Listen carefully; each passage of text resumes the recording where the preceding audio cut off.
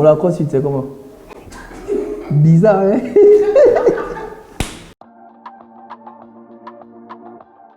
C'est Mambi Diomandé, directeur du live et du brand chez Universal Music Africa, surnommé le D, le déployeur, parce qu'il a une faculté à trouver des solutions à la majeure partie des problèmes qu'on a. Bacardi, tout le monde connaît, star depuis 1999. C'est un artiste chanteur, mais aujourd'hui il porte la casquette du producteur, donc directeur du label chez Universal Music Africa. À la base de grands succès de la musique africaine, X-Malaya, Magasco, on n'est cité que ces deux-là. J'ai mon professeur d'électricité générale qui m'a toujours dit que la capacité d'un ingénieur en génie électrique, c'est de travailler dans la situation la plus défavorable possible. Et je pense que ce principe-là s'intègre parfaitement en fait dans tout ce qui est lié à l'industrie musicale. Parce qu'on est tout le temps dans des situations qui sont défavorables et dans lesquelles on essaie de tirer le meilleur de nous-mêmes. Et je pense que cette façon de réfléchir et de traiter les problématiques s'applique également dans le domaine des industries culturelles. J'ai toujours eu cette logique de prendre les choses en main, aller au-devant des choses. Et donc la transition, elle est naturelle parce que après avoir exploré les différentes opportunités qui m'étaient données en tant qu'artiste, j'ai saisi celle de devenir producteur quand j'ai vu tout le potentiel qu'il y avait au Cameroun, mais sans structure. Et donc ça s'est fait naturellement en fait. Concours de circonstances, on n'est pas associés. J'estimais que dans ma réflexion, il fallait avoir quelqu'un à côté de moi. Il était là au moment où je pensais, il est venu. Déjà, il faut dire que Pete et moi, on ne se connaît pas depuis 10, 15 ou 20 ans. On se connaît, ça fait 2 ans et demi environ.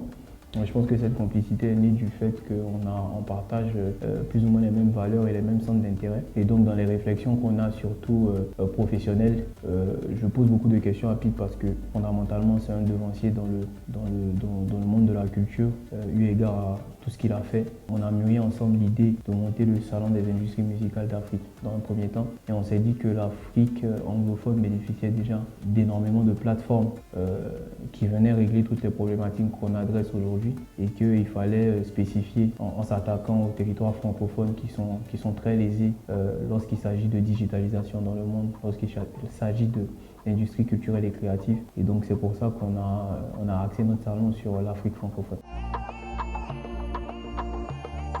Les objectifs premiers déjà, c'est de réunir autour d'une table les acteurs de cette industrie pour pouvoir trouver des solutions. Problématique majeure, c'est le streaming.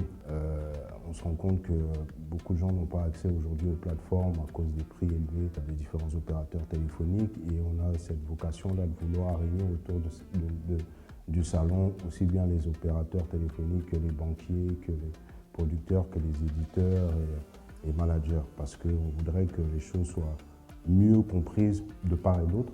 À moyen terme, on puisse atteindre des taux de stream assez conséquents. Pour enchérir sur ce que Pete disait, c'est d'ailleurs ce pourquoi la thématique du salon de cette année, c'est quels sont les enjeux pour les industries musicales d'Afrique francophone à l'ère de la digitalisation. Parce que selon le Global Report 2022 de l'IFPI, les revenus des industries musicales de façon mondiale ont augmenté en partie grâce au streaming qui a connu une forte évolution, et surtout grâce aux apports sur le continent africain. Donc c'est dire aujourd'hui qu'il y a un mouvement ou sinon une progression dans les habitudes d'écoute de la musique sur les territoires africains. Et il faut effectivement que l'Afrique francophone ne soit pas en marge de cette évolution et que l'Afrique francophone s'inscrive dans la démarche d'utilisation des plateformes de téléchargement légal, qui sont des objectifs, j'ai envie de dire, à court terme.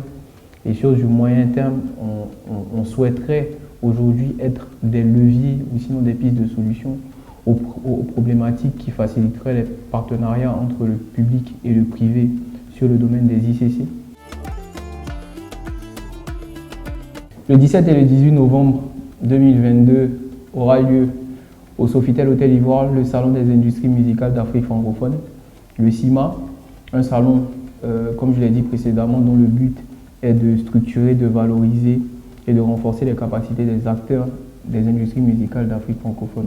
Donc je donne rendez-vous à tous les mélomanes, tous les artistes, parce qu'il s'agit de vous d'abord, tous les professionnels du milieu, à savoir les éditeurs, les producteurs de spectacles, les avocats, tous les opérateurs de téléphonie mobile, parce qu'on parle de data, qu'on parle de digitalisation, toutes les autorités compétentes en charge de la régulation des télécommunications, parce que la data est liée forcément à cela aussi, à venir échanger et pouvoir apporter chacun leur pierre à l'édifice dans la structuration de ces industries musicales d'Afrique francophone.